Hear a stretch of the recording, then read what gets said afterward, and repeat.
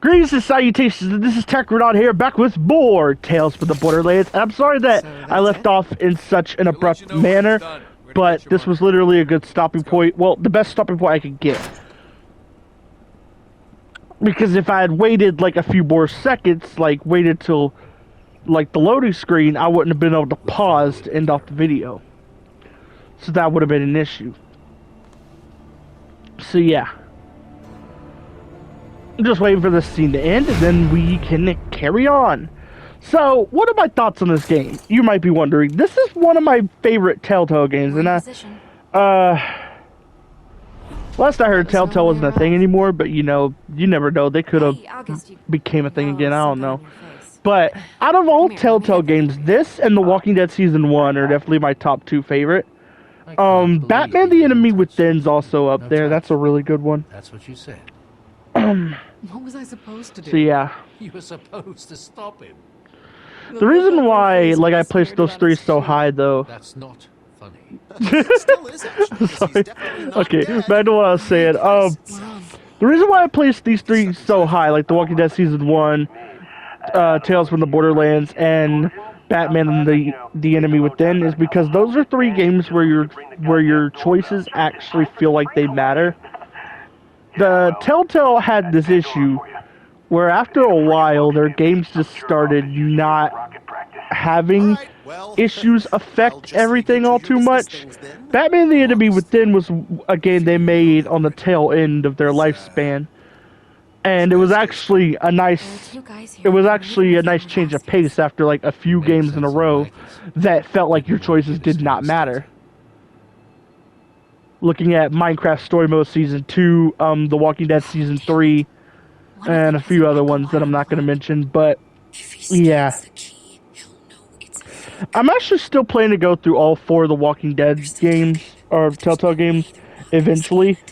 And originally I was going to do The Walking Dead Season 2 for the first Let's Play of this, but I felt like this would be a more interesting start. Because you gotta, something I always think about with the start of a Ronan Games season is that I want the game that I start with to be an interesting one. Like, Season 1 was Crash 4, Season 2 was Spyro the Dragon, the reignited version, but Spyro the Dragon, and this season is Tales from the Borderlands, which I think are all interesting enough games to start with. I feel like they're all strong starts to a season, you know? And, Season 1 kind of ended with, like, 2 episodes, or 2 parts of, Yes, that's the one. Resident Evil 2 remake that kind of got uploaded after a long hiatus, and then like Sonic Rush Adventure, which was originally supposed to be the start of Season 2, but I moved it to Season 1 because it made more sense due to what time frame I uploaded it. It actually made more sense to be part of Season 1, so I moved it to that. So Season 1 ended strongly with Sonic Rush Adventure. Season 2 ended strongly with 2 games, because technically I was playing them at the same time, uploading them about the same time. It's just Sonic Frontiers is the one that I ended off with, because it, like, I started it a few videos into RE Village is when I started uploading Sonic Frontiers. But technically I ended Ronan Games Season 2 with both those games, technically speaking.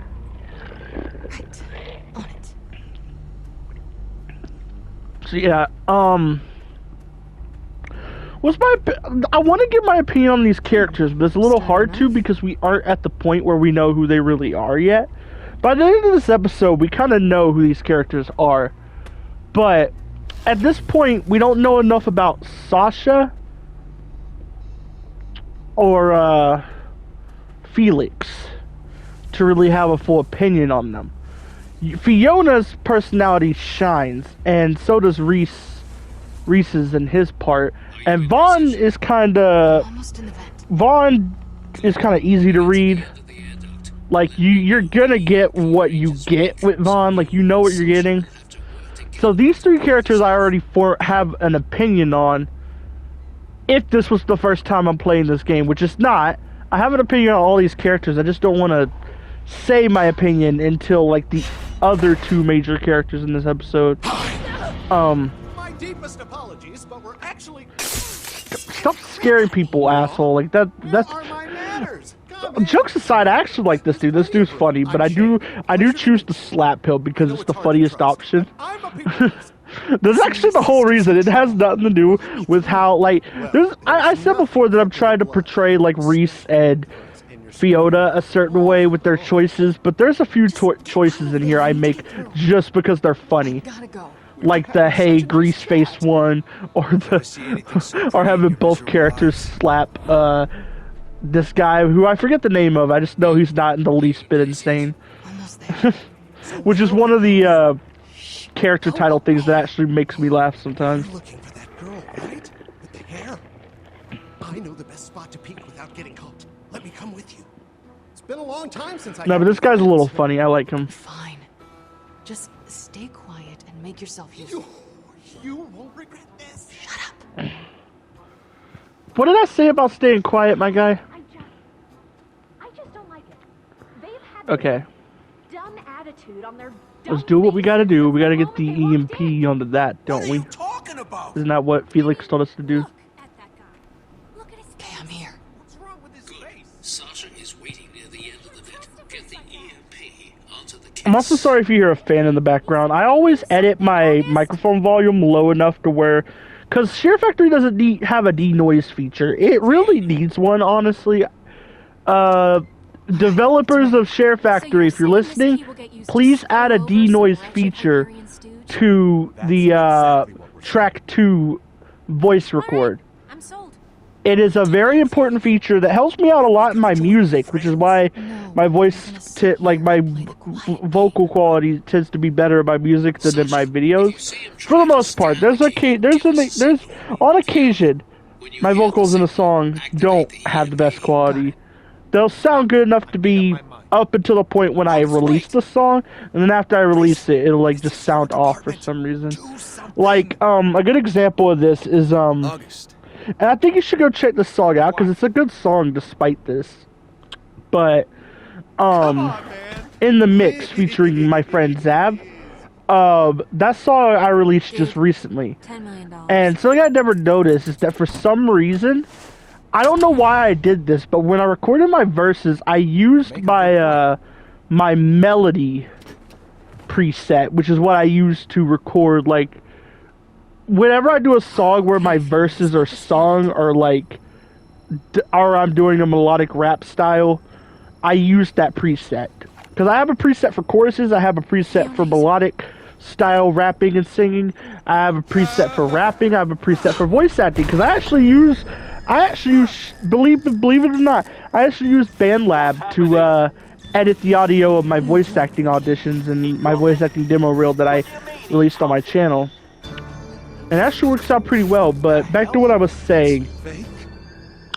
I accidentally used the melodic preset for my verses on the original in the mix. The remix fixes this problem. I did use my rap preset, but I used my melodic preset for the original version of in the mix, and it makes my voice sound like a little electronic in a way, but there's no auto-tune on it because I only use auto-tune when I think it'll improve the sound. I don't use auto-tune for pitch correction. I use it in a similar way that like T-Pain or what I would assume Post Malone would use it, you know, like where they just like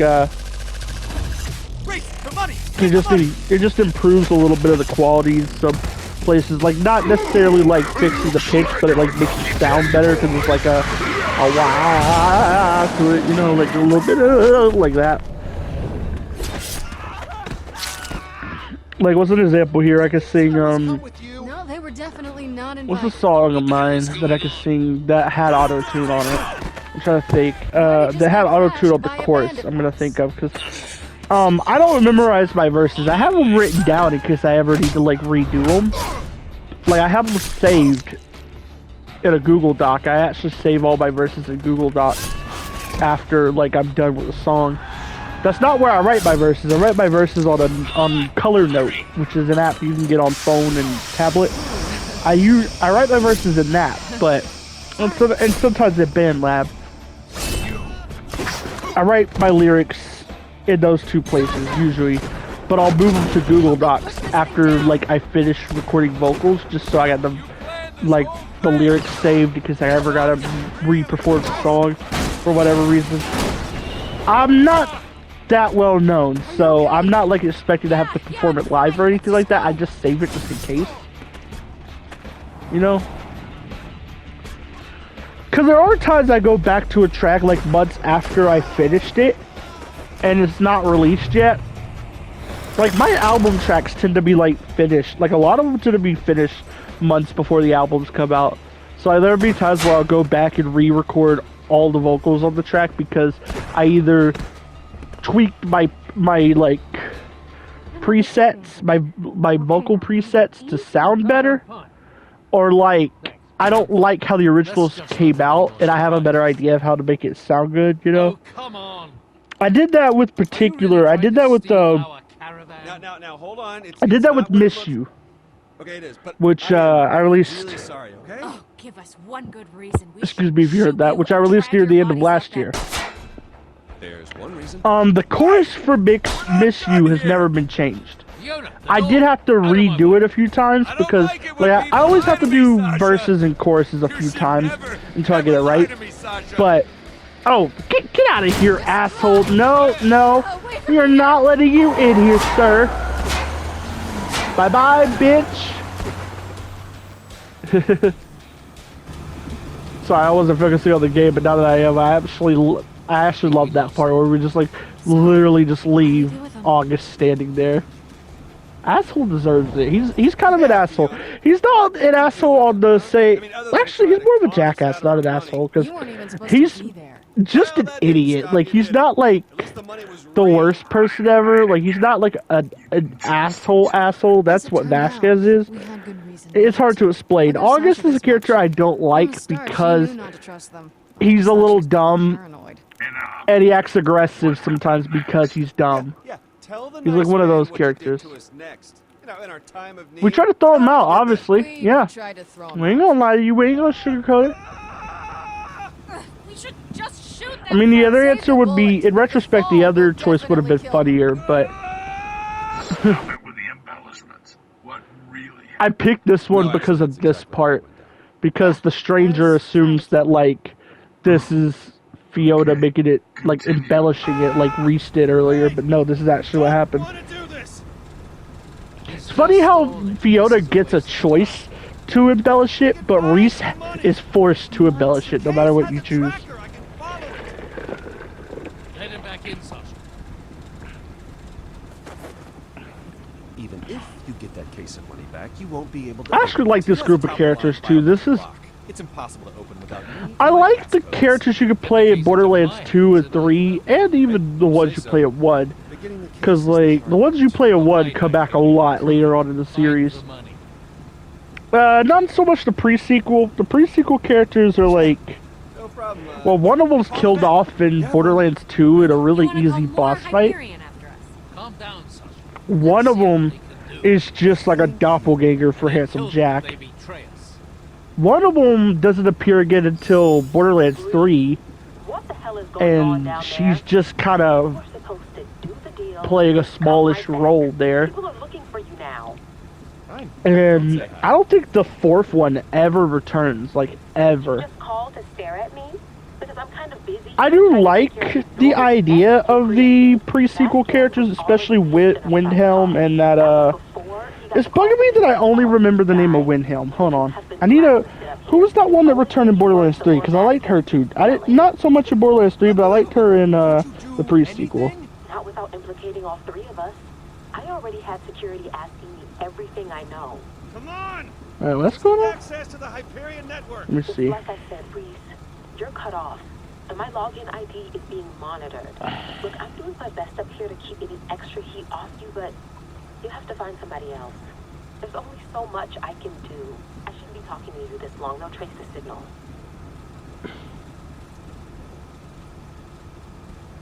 Don't worry. Oh, never mind. Just there was just something going on in the chat. Sorry for the silence, but I gotta look this up. Who are the characters in the pre-sequel?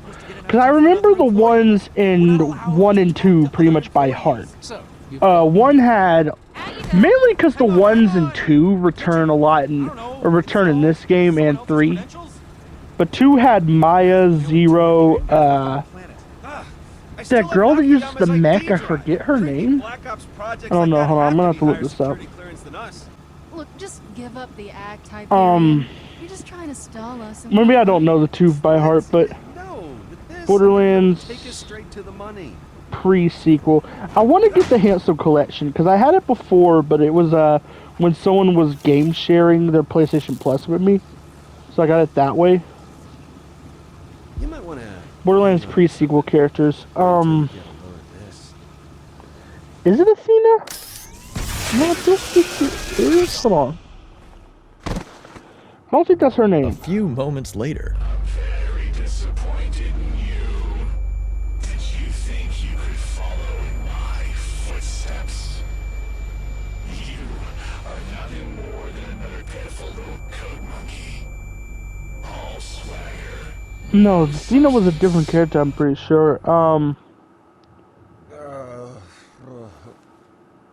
Your choices were, Claptrap, Nisha, Guess Vaughn got the tracker. Windhelm,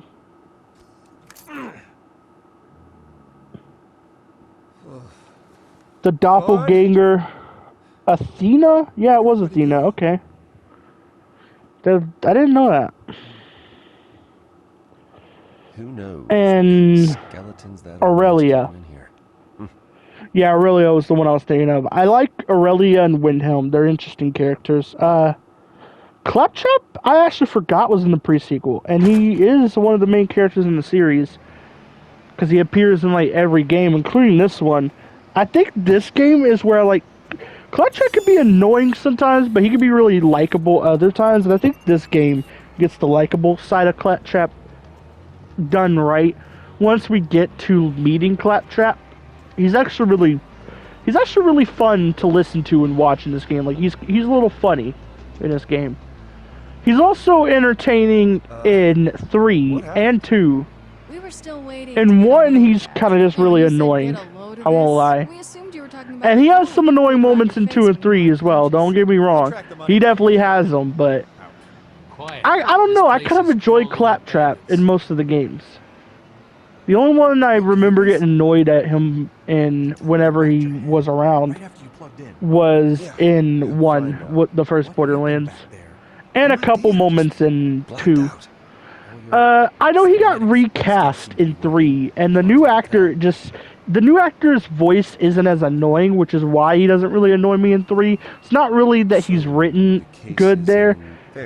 He's written like he always was, so there's like no difference. So there's no reason he should be less annoying. It's just the voice actor they got for him in 3 just sounds less annoying, if you get what I mean. Like, the guy who voices Claptrap in 3, I know this might be a hot take, and I know some people may disagree with me, but I actually like the recast. Sometimes I feel like recasting a character is unnecessary, like what they did with Reese, because Troy Baker is definitely a better Reese than Ray Chase. I think his name is Ray Chase. I'm sorry if I'm getting that name wrong, but Troy Baker's definitely the better voice for Reese, so that one was kind of unnecessary. But then you got characters like Claptrap. I got this. And I'm going to add this in. As a fan of Ruby, I'm going to add Crow from Ruby, where their recasting actually improved the voices. Because Crow from Ruby is now voiced by Jason Liebrecht. I'm sorry if I'm butchering that last name, but Jason Liebrecht, who voices Mordecai in the Borderlands series. Mordecai is one of the playable characters in the first Borderlands. He returns for this game, as well as Borderlands 2. I don't think he's in Borderlands 3. He might be. I don't know if he is. But Jason Liebrecht voices Mordecai in the Borderlands series, and he does a great job as Crow. He emotes a lot more than Vic, whatever the fuck his last name was, did. And I would say it's no disrespect for that guy, but apparently that guy did some sus stuff, and that's why he was recast. And honestly, I just like Jason's take on Crow better. And I'm got a similar feeling about the new Claptrap voice they had for Borderlands 3. I think the voice just sounds a lot less annoying in a way. Have you forgotten? It sounded off at first, but once you get used to it, it's less ear grating That's the than the previous one. Because the previous one made some lines that should have been funny actually really annoying. No disrespect to the previous Claptrap actor, but you know, just my thoughts. Fiona and Sasha find cover. But again, there's also times where like the recast is not for the better, like when they recast Reese in Borderlands 3 onwards, because apparently he's in the new Tales from the Borderlands, which I'm not going to be ever playing or getting because I already know that game's going to be a mess.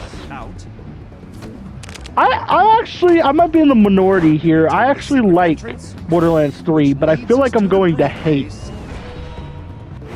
the new Tales from the Borderlands. I think I'm going to hate it. Like, I feel like I am. Because in Borderlands 3, yeah, I don't like the recast they did for Reese, but I like the direction his character went in that game for the most part, aside from a few lines that felt a little out of character.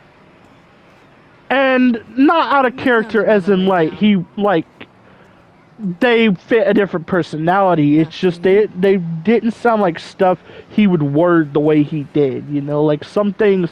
Reese has always had this thing to him where he says some lines that are funny because they sound awkward. And in Borderlands 3, he gets some lines like that don't have the same delivery. He gets some lines that meet the same delivery that Troy Baker did, but there's also some that like just feel awkward rather than funny.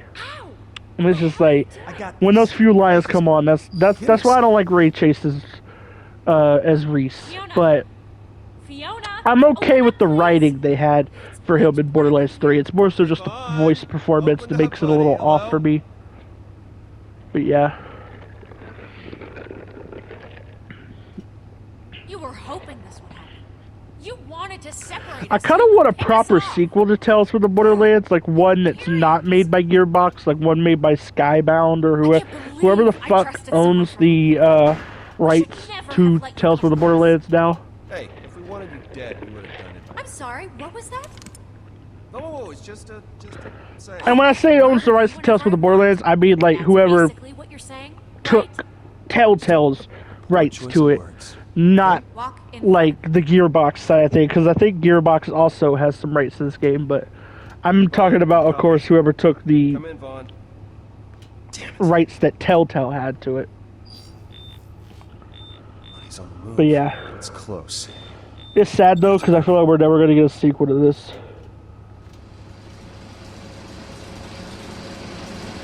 Which is sad. If any Telltale game needed a sequel, I know a lot of people wanted The Wolf Among Us 2, but if any Telltale game needed a sequel, like a good sequel, not the new Tales from the Borderlands, but a good sequel, it would have been Tales from the Borderlands. They have the money. Like, it could have used a good sequel, you know? Wait, no, stop. I've got a shot. No, it's too It's not. late. Sad, because we're never going to get a good sequel for it. Crap. We have to get to that lift. Yep, easy. I'll take the one on the left, you get the one on the right. Oh, do you think you can handle that? I know you Hyperion guys don't like getting your hands dirty. They probably didn't teach you this kind of stuff in finishing school.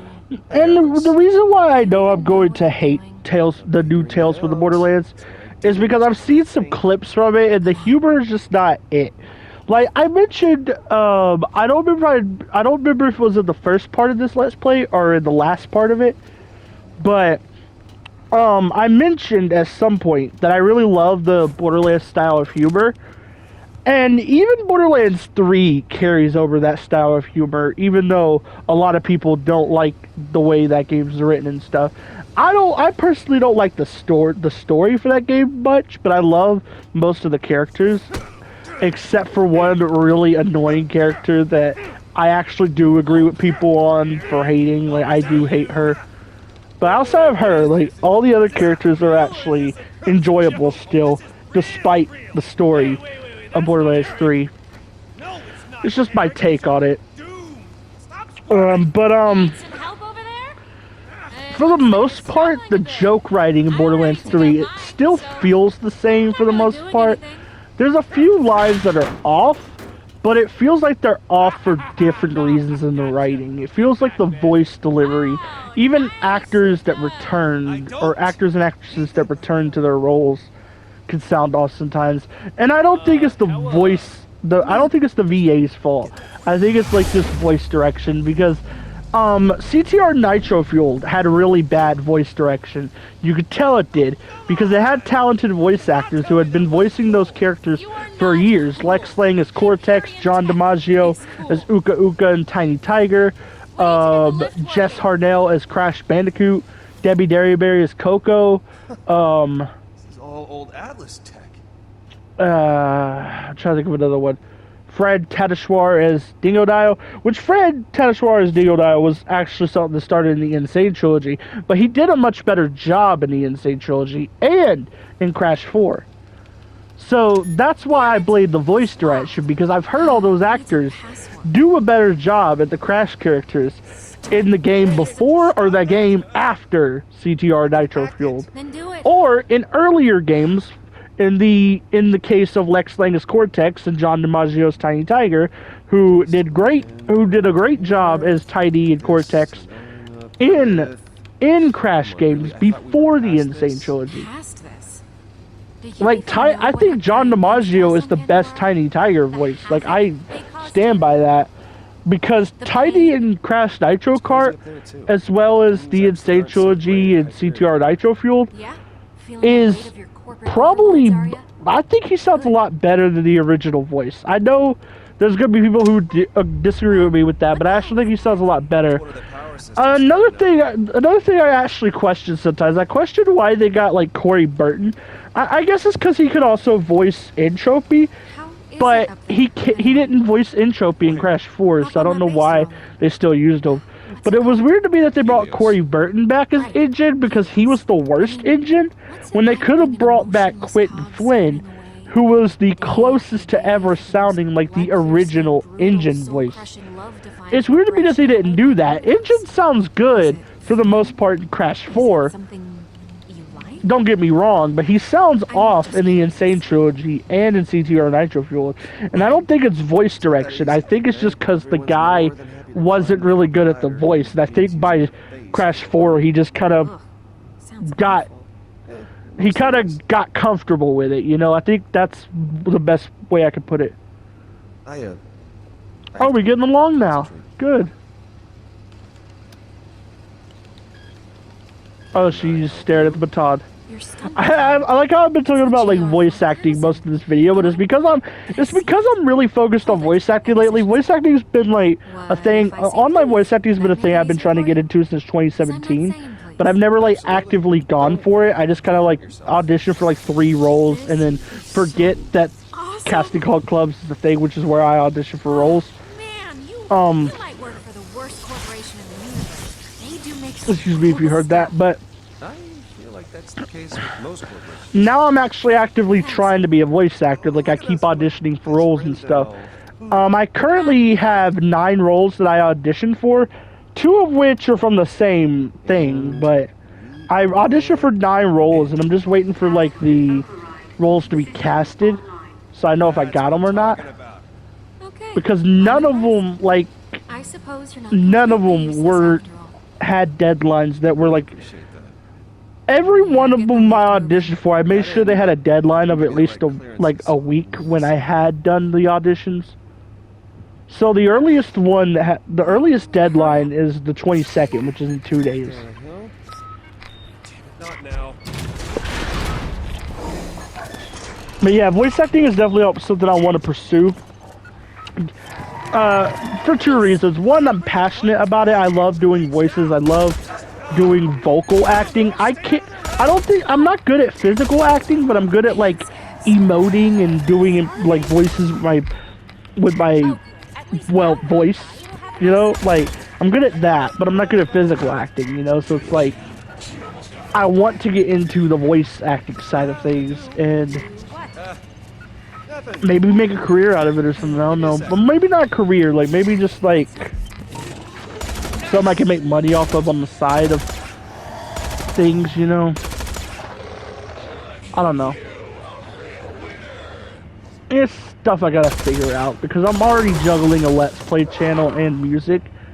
But voice acting is something I'm a little more passionate about than, I'm a little more passionate about it, honestly, than both of those. And that's not to say I'm not passionate about music or my Let's Play videos, because I actually am. I love doing these. But these are done for fun, mainly. Like, I mainly make music for two reasons. For the fun of it, and to, like, express how I feel on certain things. In a way that's, like, easier to listen to, so you're not really just getting annoyed at my opinions. You're, like, listening, you're like, huh, that's interesting, nice to know. I also make some emotional checks for the same reason, so I can cope with depression and all that, but, yeah, whatever. I'm gonna have to end it off here, so... Bye! Over.